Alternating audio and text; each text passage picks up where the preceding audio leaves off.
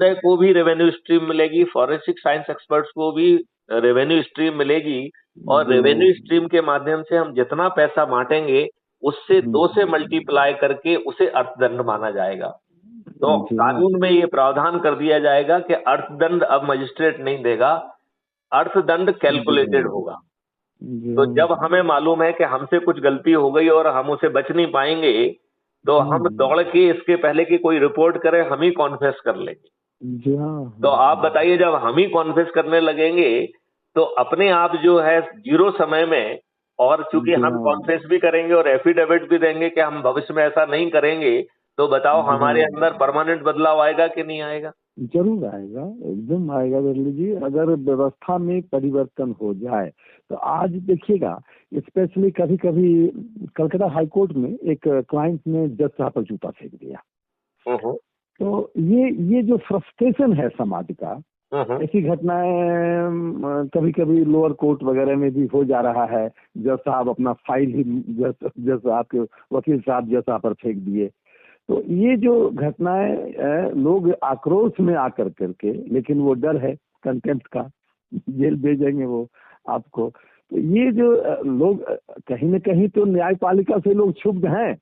हालांकि आज भी लोगों को जितनी व्यवस्था है उसमें न्यायपालिका थोड़ा उनको कम लगता है, यहाँ परेशानी है बिल्कुल उनको ठीक बात है, या कम क्योंकि राहत तड़प है। भी उन्हें वहीं से लेकिन मिल रही है। हाँ, हम हाँ, लेकिन ब्यूरोक्रेट तो इन नेताओं के अपने लाभ के लिए, अपनी पोस्टिंग के लिए इनके चरण सेवक बन गए। जी हाँ, हाँ, हाँ, हाँ, हाँ, हाँ। तो अब जो थोड़ी बहुत राहत की अपेक्षा है वो बेचारे लोग जुडिशरी से ही अपेक्षा करते हैं। हाँ, लेकिन समय इतना लंबा खिंचता है। कभी क्लाइंट आके झगड़ा करता है वकील साहब लोगों से कि आपके चलते देर हो रहा है, आप पैसे कमाने के लिए देरी कर रहे हो। अब यदि लेकिन यदि मुवक्किल को पैसे ही नहीं देना होगा, पैसा हाँ, जो हाँ, है ना हाँ, क्राइम फ्री भारत की रेवेन्यू स्ट्रीम से मिलेगा, जितना पैसा बटेगा उसको जोड़ के डबल करके 2 से मल्टीप्लाई करके अर्थदंड का जी कानूनी हाँ, प्रावधान होगा, तो बताओ जी आज हाँ, की पूरी जो है ना डिले व्यवस्था अपने आप विलोपित हो जाएगी कि नहीं हो जाएगी? जी हाँ, हाँ, हाँ।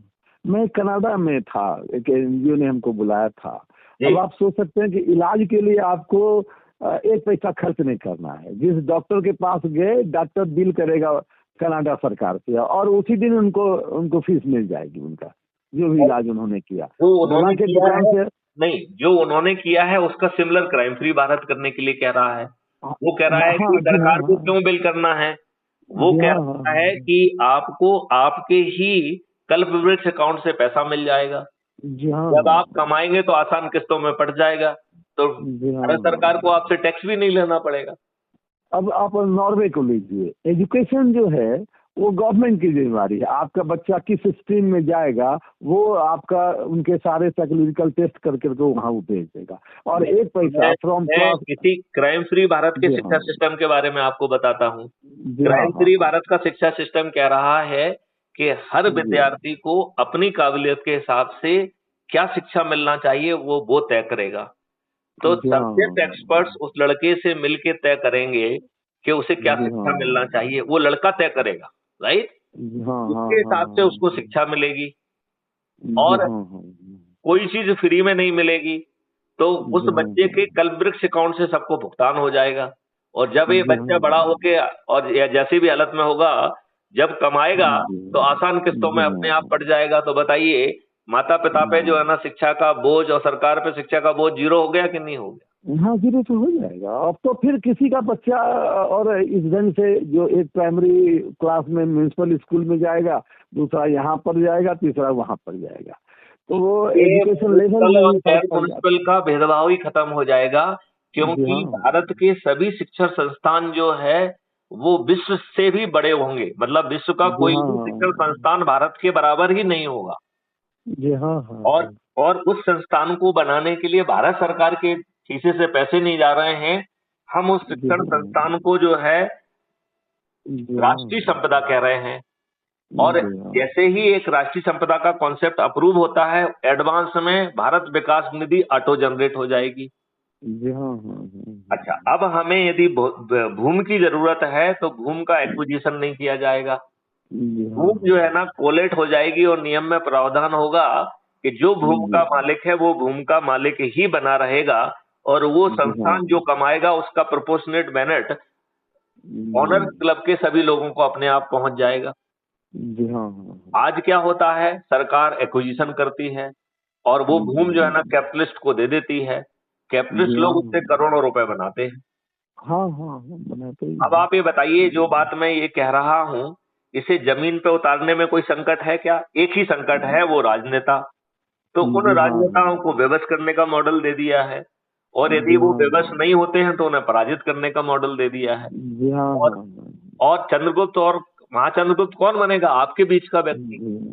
जी हाँ हाँ वो किसी पार्टी के द्वारा सिलेक्ट किया हुआ व्यक्ति नहीं है।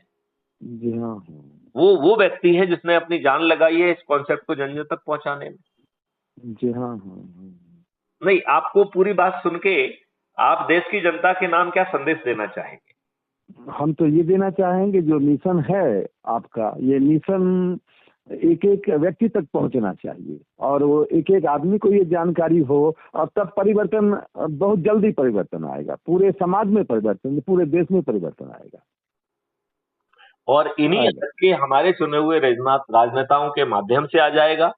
और ये जी हाँ 240 से बढ़ के 500 पार कर जाएंगे। और जी हाँ यदि ये हाँ नहीं मानेंगे तो माननीय नरेंद्र मोदी समेत सभी 543 सभी राजनीतिक पार्टियों के सभी राजनेता हार जाएंगे, और जी केवल हाँ चंद्रगुप्त और महाचंद्रगुप्त ही विजयी होंगे। जी हाँ हाँ। राइट। तो अब इस संवाद को यहाँ पे विराम दिया जाए।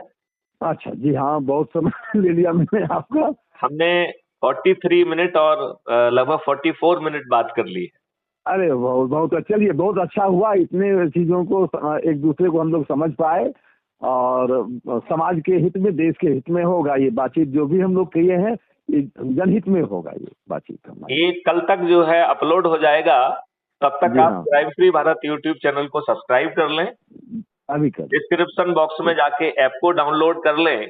जी और हाँ अपने परिवार के, अपने रिश्तेदार, अपने मित्र को जो है ना शेयर करने का तरीका एक बार फिर से समझ लें कि ऐप को हाँ। खोलकर प्रोफाइल को खोलना है। प्रोफाइल नीचे दाहिनी तरफ है। जी हाँ। उसमें शेयर करने की व्यवस्था उस ऐप में है।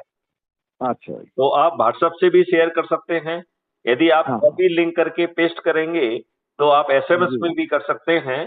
और जी शेयर हाँ का एक लिंक है तीसरा वाला, उससे आप फेसबुक, ट्विटर और सभी सोशल मीडिया पे भी शेयर कर पाएंगे। जी और हाँ जिनको आप शेयर करें, जी कोशिश करें कि अपने परिवार के सदस्य, अपने रिश्तेदार, अपने मित्र, अपने पड़ोसी, जिन संगठनों से हम जुड़े हुए हैं, विशेष तौर पे जी हाँ आप जो है जो धार्मिक संगठनों से जुड़े हुए हैं, ब्रह्म कुमारी से जुड़े हुए हैं, माँ जी अमृता जी हाँ से जुड़े हुए हैं, आरडब्ल्यूए से जुड़े हुए हैं, जी जिन हाँ। जिनसे आप जुड़े हुए हैं उनको जरूर शेयर करिए।